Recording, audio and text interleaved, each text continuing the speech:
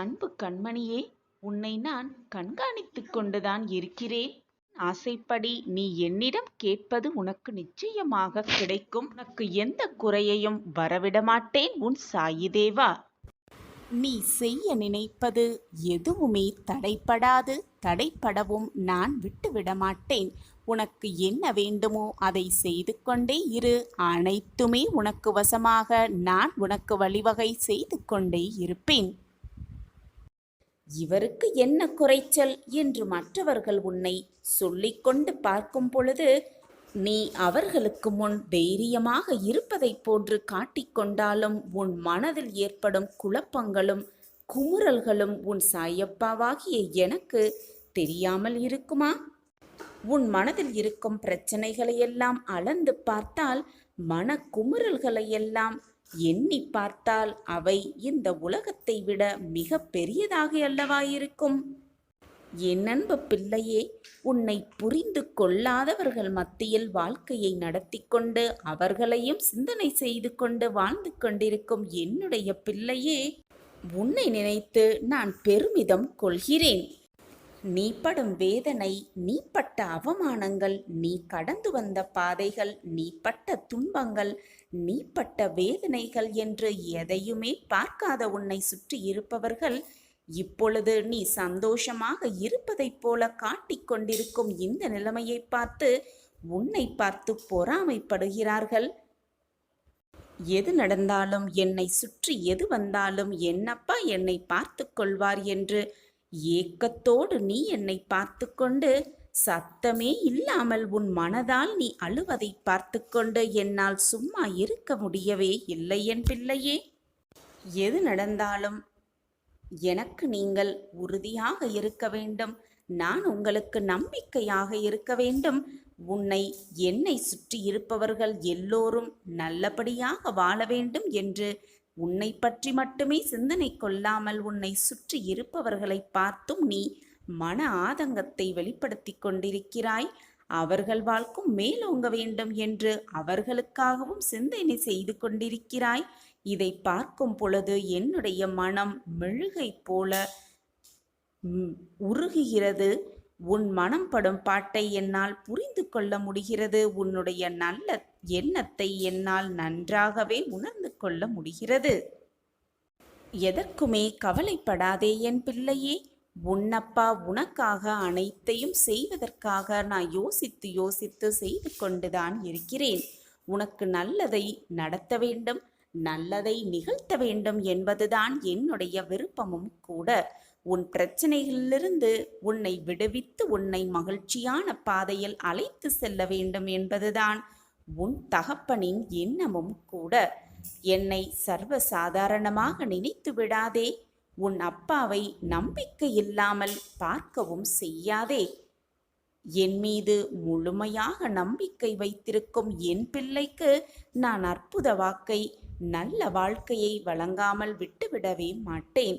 வளர்ப்பிறையாய் வளர்ந்து உன் வாழ்க்கையில் நீ பிரகாசமாக நிற்கப் போகிறாய்.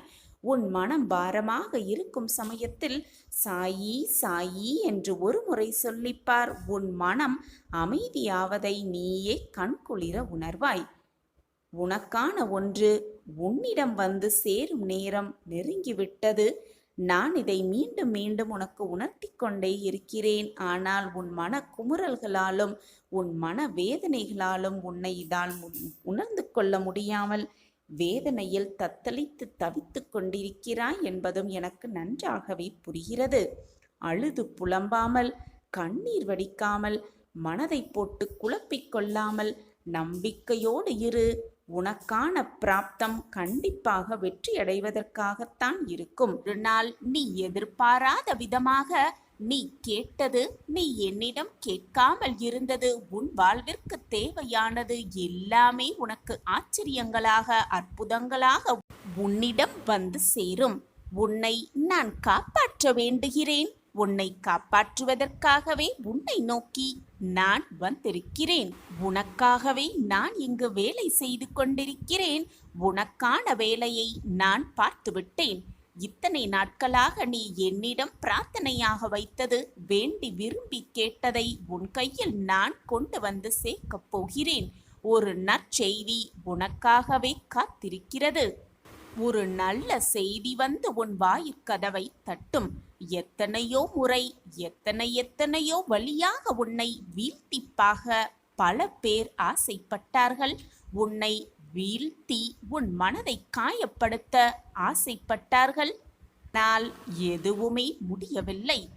பொய்யுரைத்து உன் வாழ்வில் வீணாக உன் வாழ்வில் கஷ்டப்படுத்த நினைத்து பார்த்தார்கள். அதற்கான செயல்கள் அத்தனையும் செய்து பார்த்தார்கள். ஆனாலும் அது முடியவே இல்லை. உன் வாழ்விற்கும் உன்னை சுற்றி இருப்பவர்களுக்கும் பல ஆபத்தை உண்டாக்க நினைத்தவர்களுக்கு கூட முடியவே இல்லை. இவை அனைத்திற்கும் என்ன காரணமாக இருக்கும் என்று நீ நினைத்துக் கொண்டிருக்கிறாய்?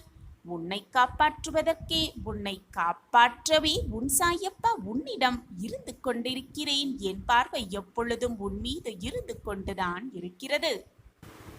நீ செய்த பாவ புண்ணிய கணக்குப்படிதான் உனக்கு இன்பமும் துன்பமும் மாறி மாறி வந்து கொண்டிருக்கிறது. அதேபோல் நீ அதிகமாக செய்த புண்ணியத்தின் பலனாகவே உன் அப்பாவை நீ வந்து சேர்ந்திருக்கிறாய். உன் அப்பா உன்னோடு இருப்பதை தெரிந்து கொள்ளாமல் தெரிந்து கொண்டவர்கள் கூட சில சமயம் அதை மறந்துவிட்டு இது போன்ற உன்னை வீழ்க்க அடிக்கும் உன்னை நோகடிக்கும் செயல்களை செய்ய எத்தனிக்கிறார்கள். நினைத்து பார்க்கிறார்கள், செய்தும் பார்க்கிறார்கள். ஆனால் எதுவுமே முடியவில்லை. உன்னை காப்பாற்றதான் உன் சாயப்பா நான் இருக்கிறேனே. எனது அனுமதி இல்லாமல் உன்னை தொட முடியுமா அல்லது உனக்கு தீங்குதான் நினைக்க முடியுமா? சொல் என் பிள்ளையே. உன்னை அப்படி பல பேர் ஏமாற்றியிருந்தாலும் கூட நோகடித்தாலும் கூட அயர்ந்து சென்று விடாதே. அதே போல எத்தனை இழப்புகள் வந்தாலும் சோர்ந்து போகாதே. ஏனென்றால் நீ சந்திக்கும் தோல்விகள், நீ அனுபவிக்கும் வேதனைகள், நீ பார்த்த அவமானங்கள் அதைவிட 2 மடங்கு அல்ல, 100 மடங்கு அல்ல, 1000 மடங்கு உனக்கான நன்மை உன்னிடம் வந்து சேர காத்து கொண்டிருக்கிறது. உன்னிடம் கொண்டு வந்து சேர்க்கும் வேலையை உன் சாயப்பா ஏற்றிருக்கிறேன் என்பதை நிதர்சனமாக நம்பு.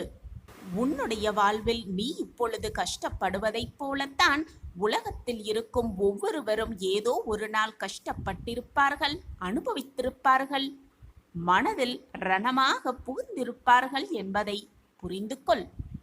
அதனால் இந்த உலகத்திலேயே நீ மட்டும்தான் கஷ்டப்பட்டு கொண்டிருக்கிறாய் என்ற எண்ணத்தை முதலில் உன் மனதிலிருந்து அடியோடு தூக்கி எறிந்துவிடு. துன்பப்படாதவர்கள் என்று இந்த உலகத்தில் எவருமே கிடையாது குழந்தையே. அவரவர் செய்த கர்ம வினைகளின் பயனாக அவரவர் கர்மாவை அனுபவித்துதானாக வேண்டும், அனுபவித்தே தீர வேண்டும். இதுதான் வாழ்க்கையின் ரகசியமும் கூட. தவறு செய்தவர்கள் எவராக இருந்தாலும் அவர்களுக்கான தண்டனை நிச்சயமாக உண்டு என்பதை தெளிவாக புரிந்து கொள். உனக்கான வெகுமதிகளை நான் நிச்சயமாக அள்ளி அள்ளி தருவேன். உனக்கானதை உன்னிடம் நான் கொண்டு வந்து சேர்ப்பேன். உன்னை காப்பாற்றியே தீருவேன். இது உன் சாயப்பா உனக்காகவே செய்து கொடுக்கும் சத்திய வாக்கேதான். இழந்தது நீ இது நாள் வரை இழந்தது, உன்னை விட்டு விலகி சென்றது எல்லாமே சென்றதாகவே இருக்கட்டும், இழந்ததாகவே இருக்கட்டும். நீ இழந்ததை விட 1000 மடங்கு உனக்கு நல்லதை நான் கொண்டு வந்து கொடுக்கிறேன் குழந்தையே. என்னுடைய ஆசிர்வாதம் எப்பொழுதுமே உனக்கு துணையாக இருக்கும். நீ எதிர்பார்த்த செல்வம், மகிழ்ச்சி, சந்தோஷம், உன்னுடைய குடும்ப உறவுகள், உன்னை விட்டு சென்றவர்கள் எல்லாமே மீண்டும் உன்னை வந்து சேரும் நேரம் வெகு தொலைவில் இல்லை. உன்னை காப்பாற்ற உன் சாயப்பா உன்னோடு இருக்கும் வரை உனக்கு ஏன் மனக்கவலை?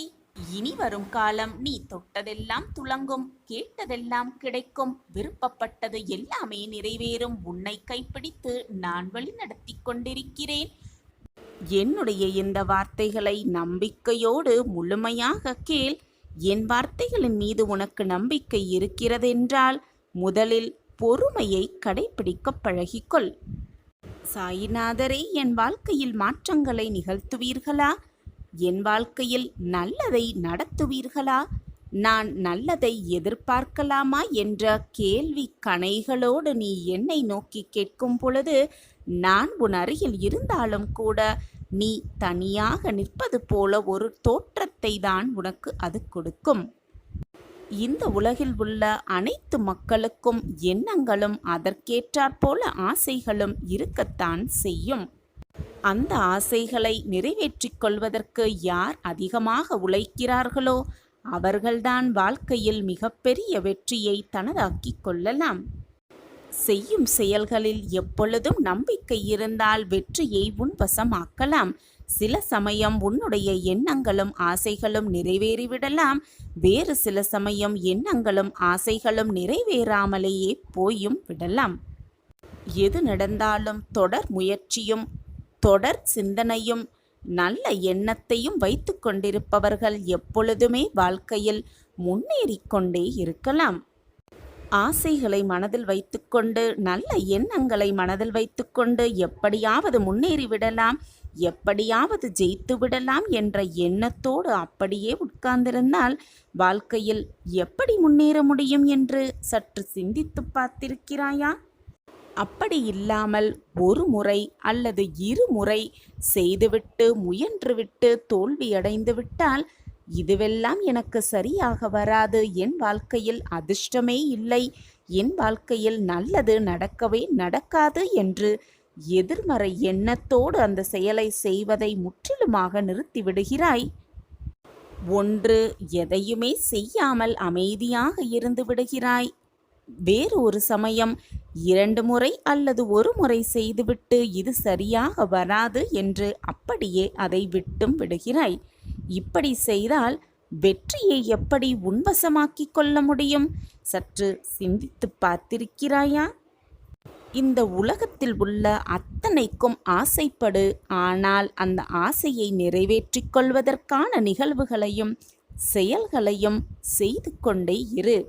தோல்வி அடைந்தாலும் கூட நம்பிக்கையோடு விடாமுயற்சியோடு மீண்டும் மீண்டும் அதை செய்து கொண்டே இருந்தால்தான் உன் ஆசையை நிறைவேற்றிக் கொள்ளலாம், உன் ஆசையை ஈடேற்றிக் கொள்ளலாம். முயன்று கொண்டே இரு, போராடிக்கொண்டே இரு, உன் ஆசைகள் நிச்சயமாக நிறைவேறும்.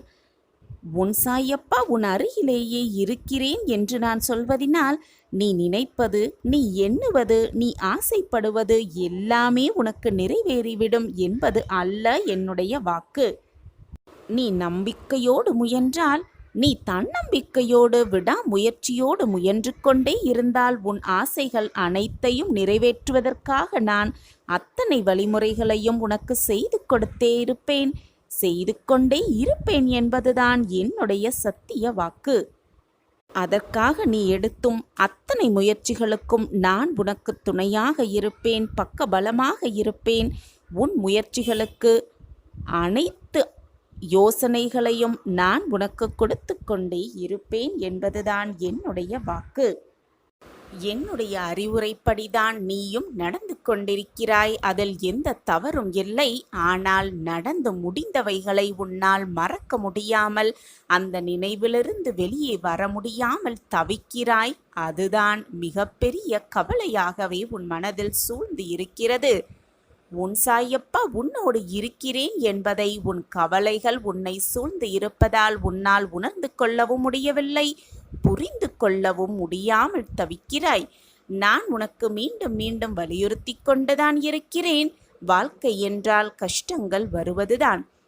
கஷ்டம் வந்தால்தான் அது வாழ்க்கையாகவே இருக்கும். உன்னுடைய கேள்வி அனைத்திற்கும் ஒரு பதில் நிச்சயமாக இருக்கும். உன்னுடைய போராட்டத்திற்கான முடிவு நிச்சயமாக உனக்கு வரும். நான் உனக்கு நல்ல குறி கூறுவதற்காகவே வந்திருக்கிறேன். நான் அவ்வளவு எளிதாக மற்றவர்களுக்கு குறி கூறுவது இல்லை.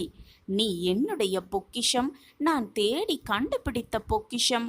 உனக்கு நல்லது சொல்வதற்காகவும் உனக்கு நல்லதை நடத்துவதற்காகவும் உன் முகத்தில் ஆனந்தத்தை பார்ப்பதற்குமாகவே நீ வேதனையோடு துவண்டு கொண்டிருக்கும் அந்த நிமிடத்தை உன் வாழ்விலிருந்தே மீட்பதற்காகவே இப்பொழுது உன்னை நாடி வந்திருக்கிறேன். இது உன் சாயப்பாவின் தெய்வ தீர்ப்பு.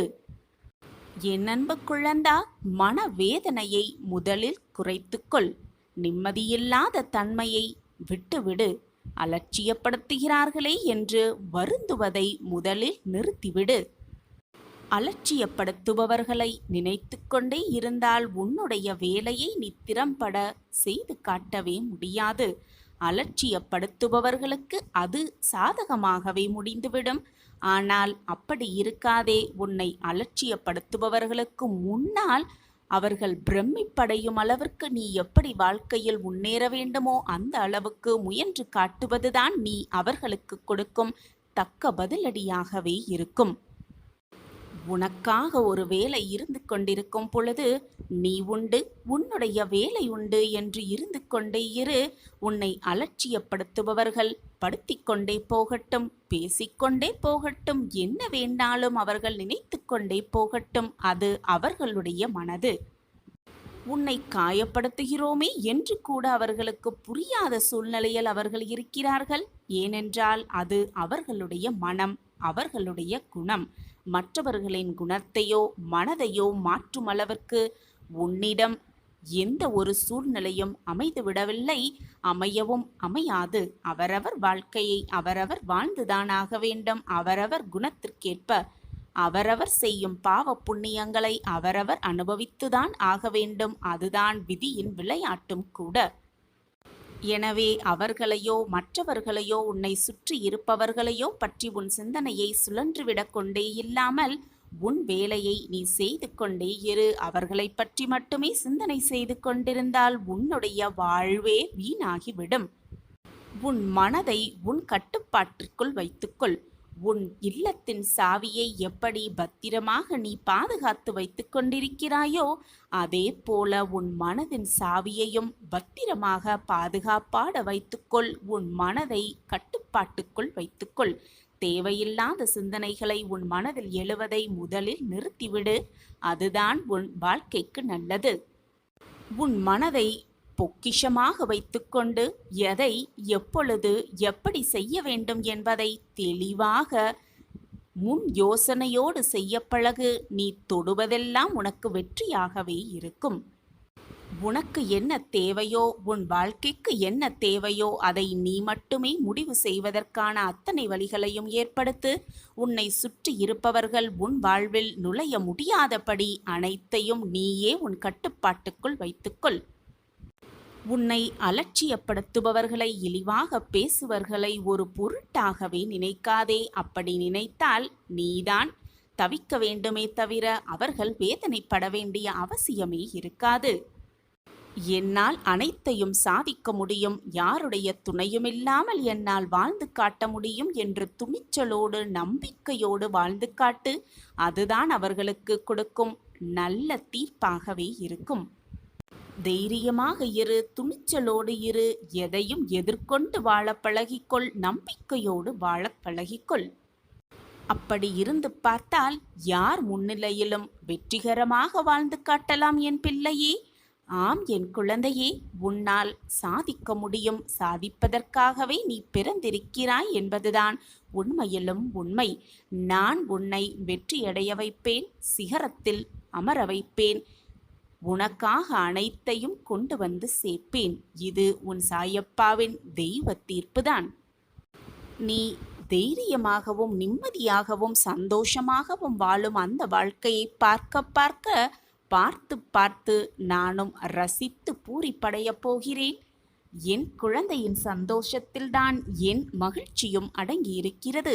என் குழந்தையின் ஆனந்தத்தில்தான் என்னுடைய ஆனந்தமும் கலந்து இருக்கிறது. எனவே போராட்டம் வந்துவிட்டால், கஷ்டமான சூழ்நிலை வந்துவிட்டால், தேவையில்லாத பிரச்சனை சூழ்ந்துவிட்டால் பயம் கொள்ளாதே. எனக்கு துணையாக என் அப்பா இருக்கிறார் என்று தைரியமாக இரு. உனக்கு துணையாக எப்பொழுதும் நான் உன் அருகிலேயே இருந்து உன்னை ரட்சிப்பேன். உன் சாயப்பா உன்னோடு இருக்கும் வரை எதற்காக நீ பயப்படுகிறாய்? சாயப்பா இருக்க உனக்கு ஏன் மனக்கவலை? உன் சாயி தேவா கூறுவதை இப்பொழுது நீ கேட்டுக்கொண்டிருக்கிறாய் என்றால் நம்பிக்கையோடு இதை முழுவதுமாக கேள்.